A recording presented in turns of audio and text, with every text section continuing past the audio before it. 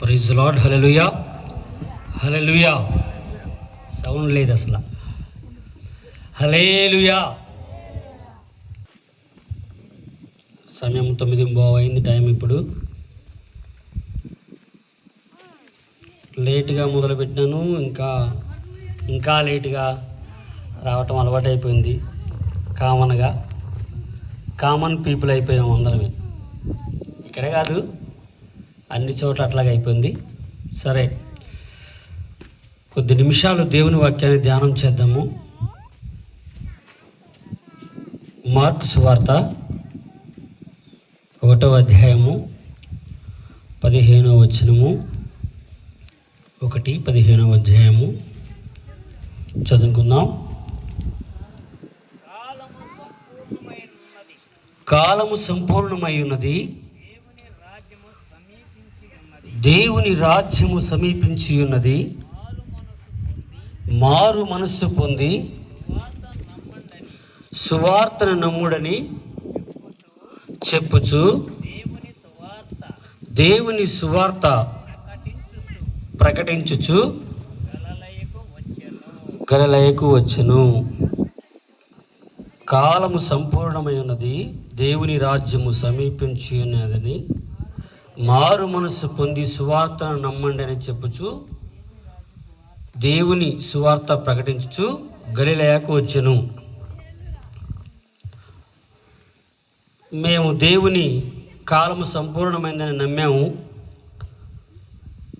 దేవుని రాజ్యం సమీపిస్తుందని విశ్వసించాము.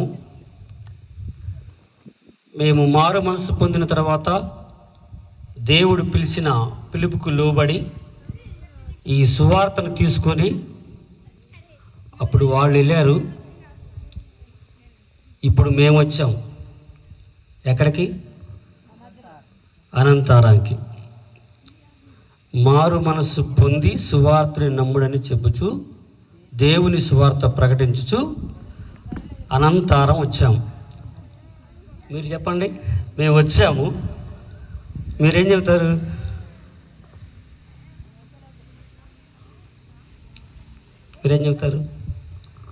కాలము సంపూర్ణమైనది, దేవుని రాజ్యము సమీపించి ఉన్నది, మారు మనస్సు పొంది సువార్తను నమ్ముడని చెప్పుచు దేవుని సువార్త ప్రకటించుచు అనంతారంలో కూర్చున్నాం. నిజమేనా? ఓకే. అసలు మారు మనస్సు అనగా ఏంటి?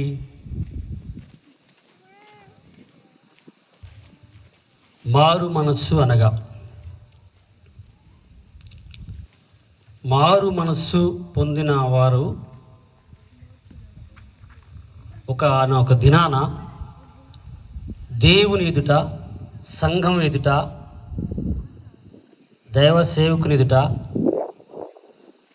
ప్రమాణం చేసి ఉన్నాం. ఎప్పుడు ప్రమాణం చేసాం?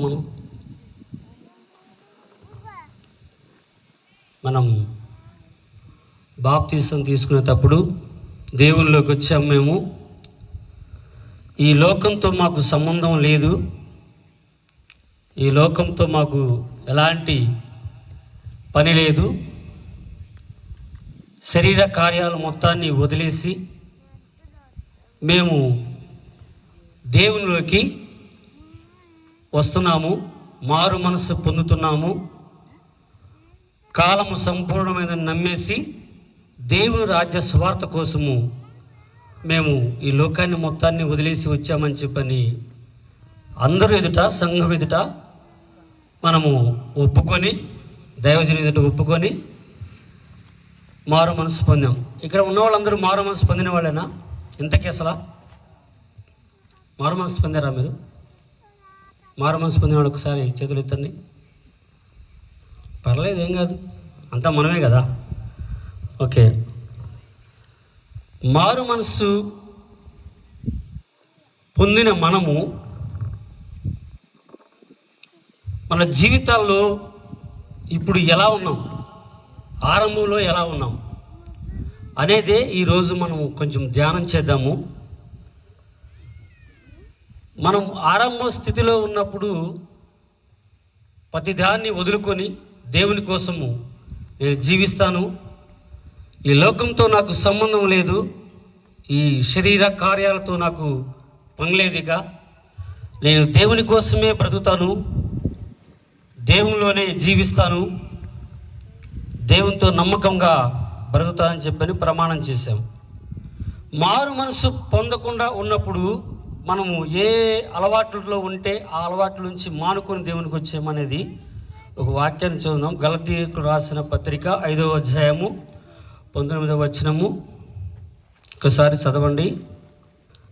శరీర కార్యములు స్పష్టమై ఉన్నవి, అవేవనగా జారత్వము, అపవిత్రత, కామకత్వము, విగ్రహారాధన, అభిచారము, ద్వేషములు, కలహములు, మత్సరములు, క్రోధములు, కక్షలు, భేదములు, విమతములు, అసూయలు, మత్తతులు, అల్లరితో కూడిన ఆటపాటలు మొదలైనవి.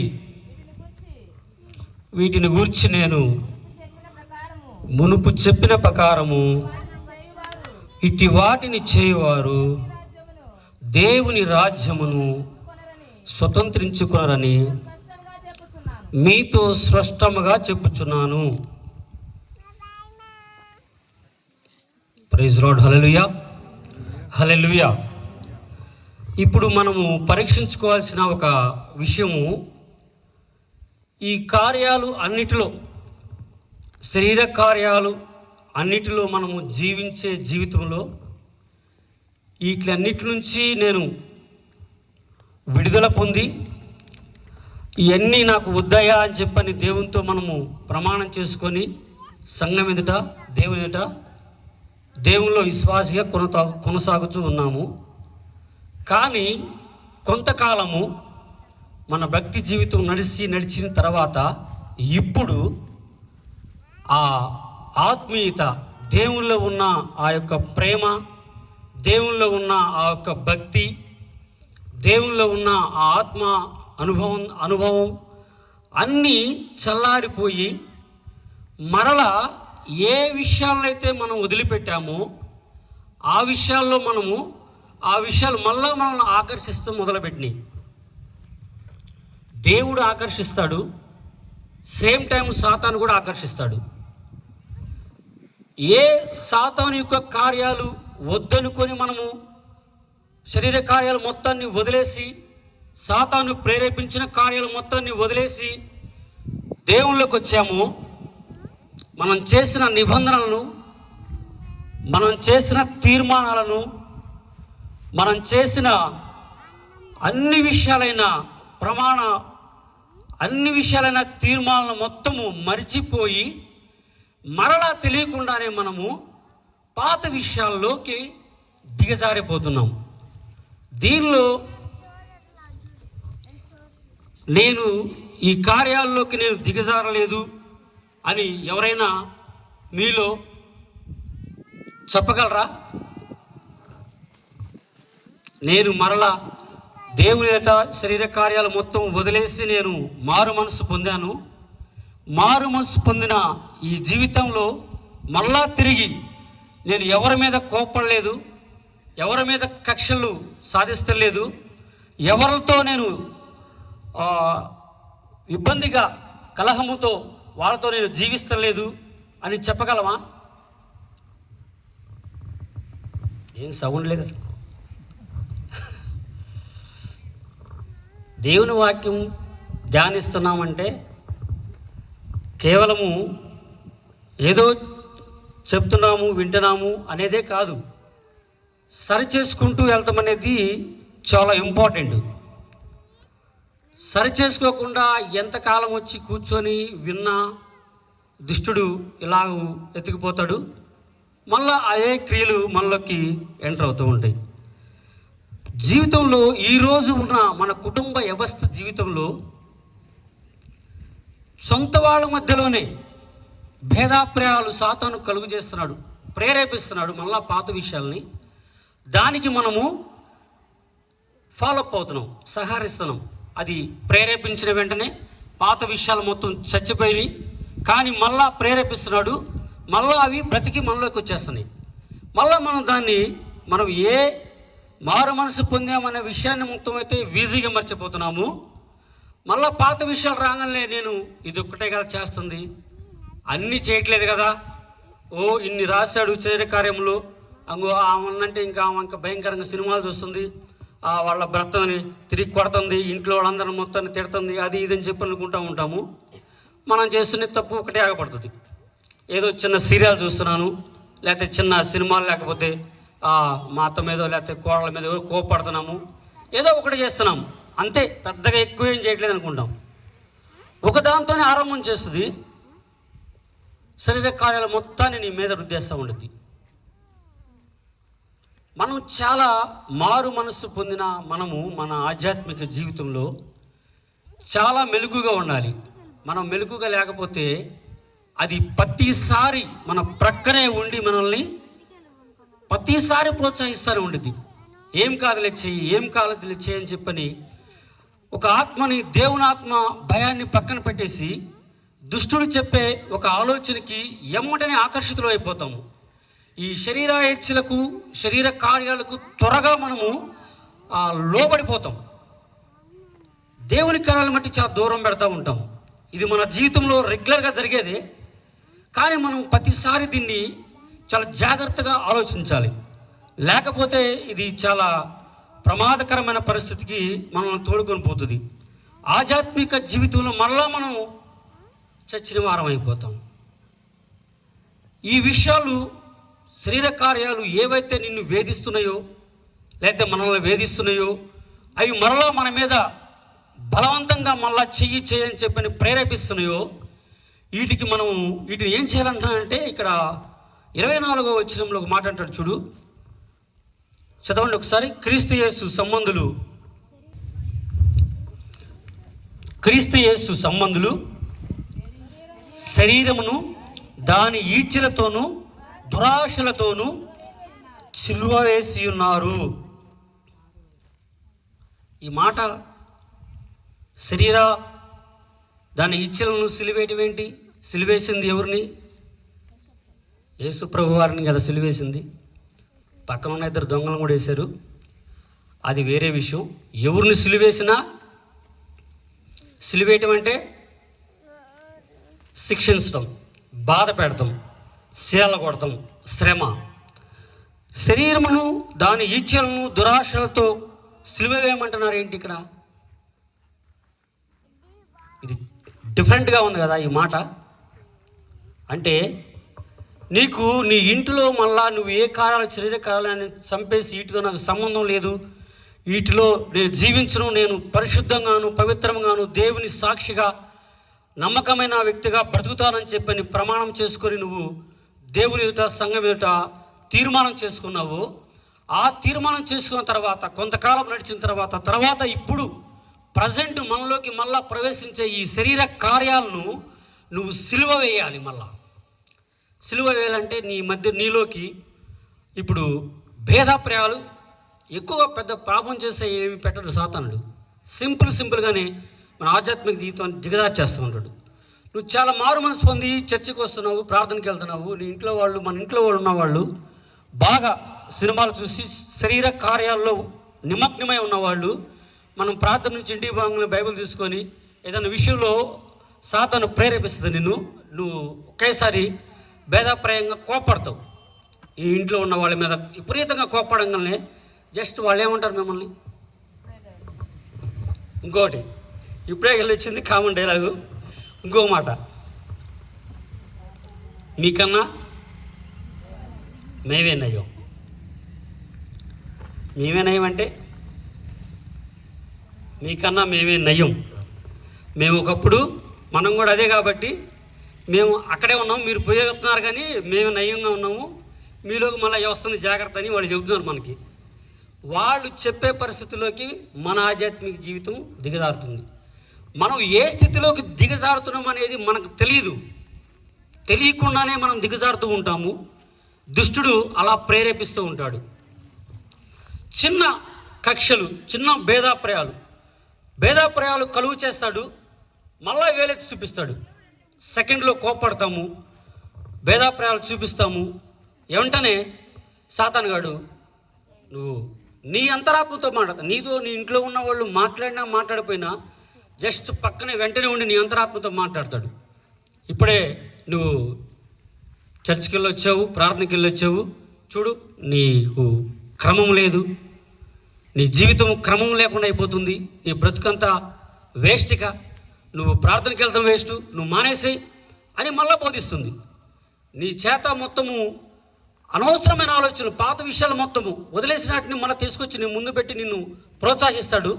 వెంటనే నువ్వు అది చేసిన వెంటనే మరుక్షణమే మళ్ళా పక్కకు వచ్చేసి చూసావుగా, నువ్వు చేసావుగా, ఇది ఇంకేం వెళ్తావు ప్రార్థనకి, ఇంకా మానేసే అని చెప్పింది. లేకపోతే ఇంకా 10 మందిలో నవ్వులు పాలయ్యే పని ఏదైనా చేపించినప్పుడు, నువ్వు చేసినప్పుడు దాన్ని ఇంకా వేలెత్తేసి మొత్తం అంతా ఊరంతా గోల్ చేసేస్తుంది. నువ్వు బైబిల్ పట్టుకొని తిరగడానికి కూడా నీకు సిగ్గు అనిపించింది. సాతానుడు ప్రేరేపించే విషయాలు మనము ఆధ్యాత్మిక జీవితంలో మారు మనసు పొందిన తర్వాత మన భక్తిని చాలా జాగ్రత్తగా కాపాడుకోవాలి. అలా కాపాడుకోలేని పక్షంలో చాలా ఇబ్బందులు, చాలా అవమానాలు జరుగుతూ ఉంటాయి. మన ఆధ్యాత్మిక జీవితము మనం దిగజారిపోవడం వల్ల దేవుణ్ణి మనం అవమానపరిచిన వాళ్ళం అవుతాం, దేవుని మనం దుఃఖపరిచిన వాళ్ళం అవుతాం.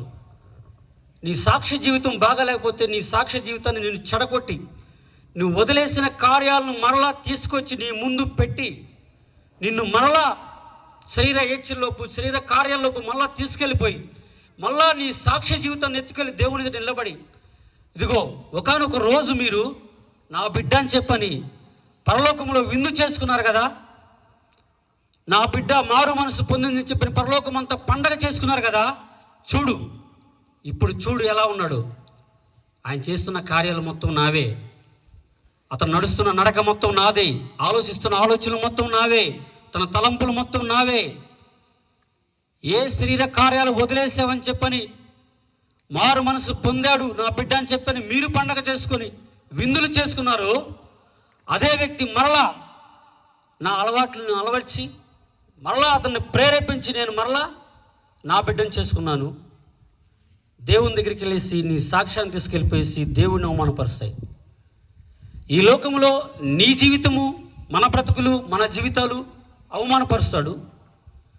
మన సాక్ష్యం బాగలేకపోతే ఈ సాక్ష్యం వల్ల దేవునికి కూడా మళ్ళా అవమానము, కన్నీళ్ళు. ఆధ్యాత్మికంగా మనము ప్రతి విషయంలోనూ మారు మనసు పొందిన మన జీవితాలు చాలా విలువైనవి. మనము విలువైన రక్తం చేత కొనబడ్డ వాళ్ళమే. మన జీవితాన్ని ఎంత జాగ్రత్తగా కాపాడుకోవాలంటే అంత జాగ్రత్తగా కాపాడుకోవాలి. ప్రతి నిమిషము, ప్రతి అడుగు మన జీవితాన్ని మనం కాపాడుకోకపోతే మన ఆధ్యాత్మిక జీవితంలో చాలా కోల్పోతాం. దేవుని ఆత్మ మనకి పనిచేయటము, శరీర కార్యాలు మరలా మనలో ప్రవేశించిన వెంటనే దేవుని ఆత్మ మన దగ్గర నుంచి దూరం అయిపోతాడు. దేవుని ఆత్మ పనిచేయటం అంతా ఆగిపోతుంది. ఈ లోకంలో మళ్ళా నీకు తెలియకుండానే ఒకటి తర్వాత ఒకటి అన్నీ వచ్చి నీ మీద పడిపోతాయి. మళ్ళా నీ జీవితము మునుపటి వలె అయిపోతుంది. మన జీవితం ఒకటే మనతోనే ముడిపడి ఉండలేదు. ఇప్పుడు మన జీవితం ఇప్పుడు దేవునికి మనకి సంబంధము, దేవుని కార్యాలకు మనకు సంబంధం కలిగి ఉన్నాయి.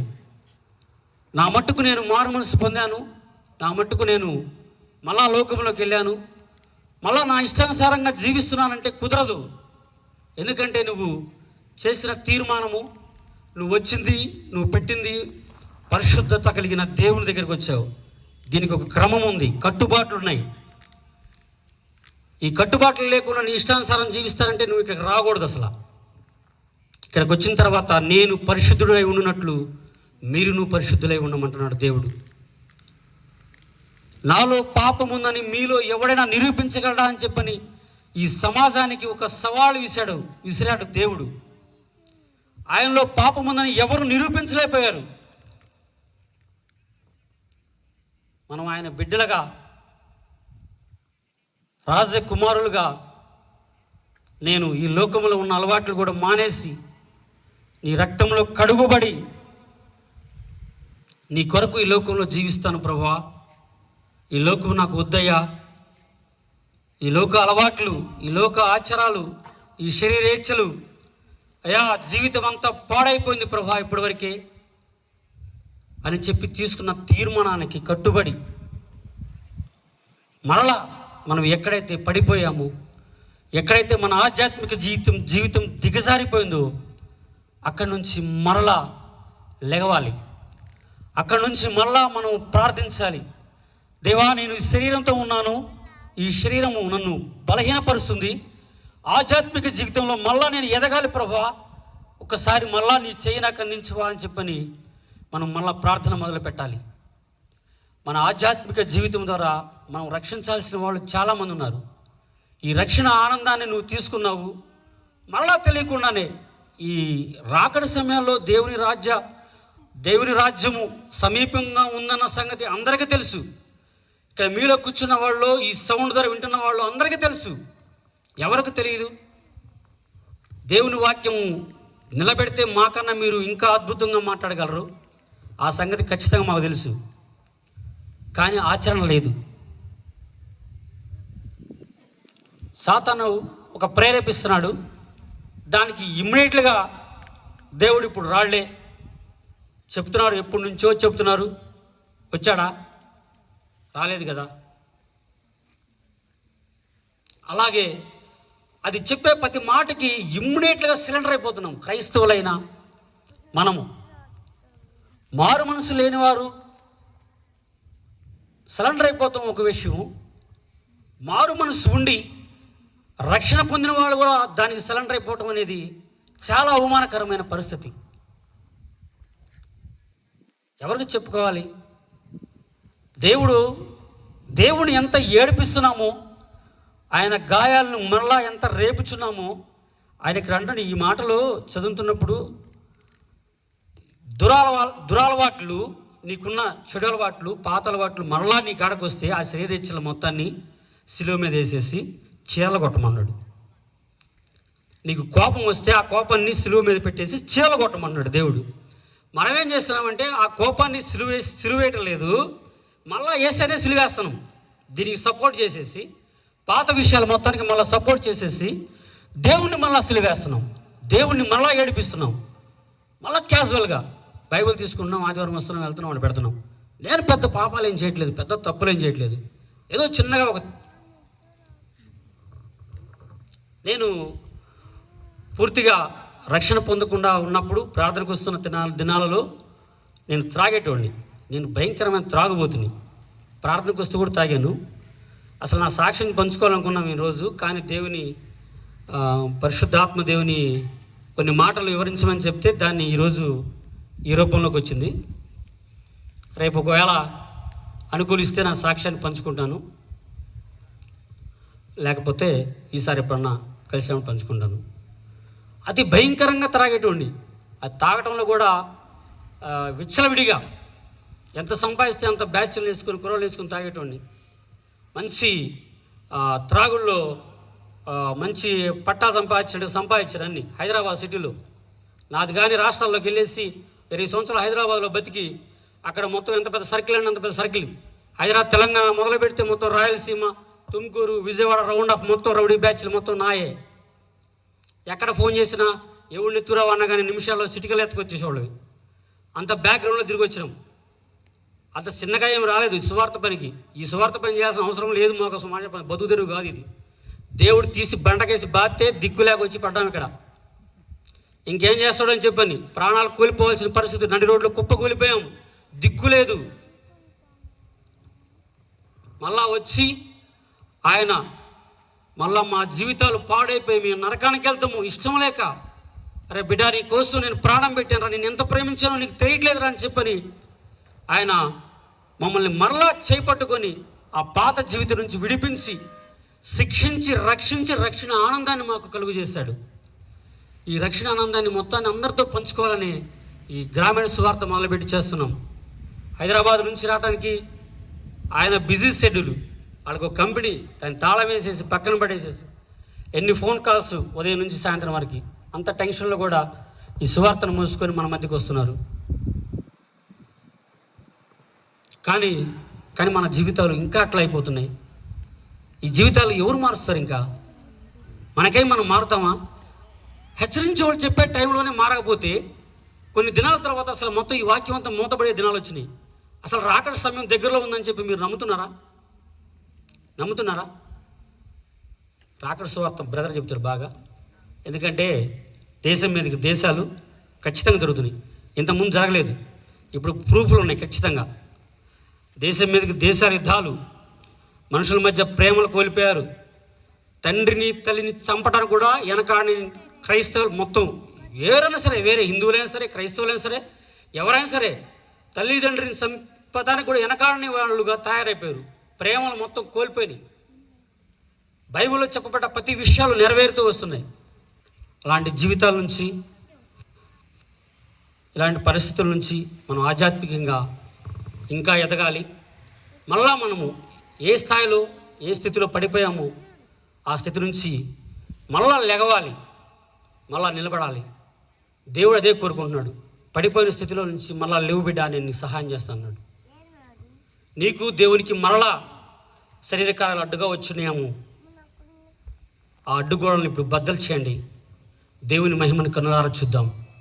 దేవుని సంతోషపరిచేవారిగా, దేవుణ్ణి గణపరిచేవారిగా, మన సాక్ష్య జీవితం ద్వారా అనేక మందికి రక్షణను కలుగు చేసేవారిగా, మారు మనసు పొందేవారిగా మన సాక్ష్యం ఉండాలని నా సందేశము. ఎందుకంటే ముందున్న సీనియర్స్ అయిన మనమే ఇంత నిర్లక్ష్య స్వభావం ఉంటే వెనకొచ్చేవాళ్ళ పరిస్థితి ఏంటి? ఇంకా వెనకొచ్చేవాళ్ళు ఎలా ఉంటారు? మన సాక్ష్యం నుంచి వాళ్ళు ఏమి నేర్చుకుంటారు? ఒకసారి ఆలోచిస్తున్నారా? దేవాతి దేవుణ్ణి ఏడిపించేవారిగా, దేవాతి దేవుణ్ణి అవమానపరిచేవారిగా మన సాక్షి జీవితం ఉంది. ఇలాంటి దిగజారిపోయే పరిస్థితులు మనమే కాదు, బైబిల్లో శిష్యులు కూడా చాలామంది ఈ కేటగిరీలో నుంచి మళ్ళా పడిపోయి మళ్ళా తిరిగి లేచిన వాళ్ళు ఉన్నారు. పడిపోయిన సమయాల్లో చాలా మళ్ళా తిరిగి లేచి దేవుణ్ణి, పడిపోయిన స్థితి ముందున్న స్థితి కంటే ఇంకా ఎక్కువ పరిచర్య చేసి దేవునికి దగ్గరైన వాళ్ళు చాలామంది ఉన్నారు. సమయం ఇప్పుడు లేదు కాబట్టి మరోసారి మాట్లాడుకుందాం విషయాలు. లేచి నిలబడితే చిన్నగా ఒక చిన్న ఆరాధనతో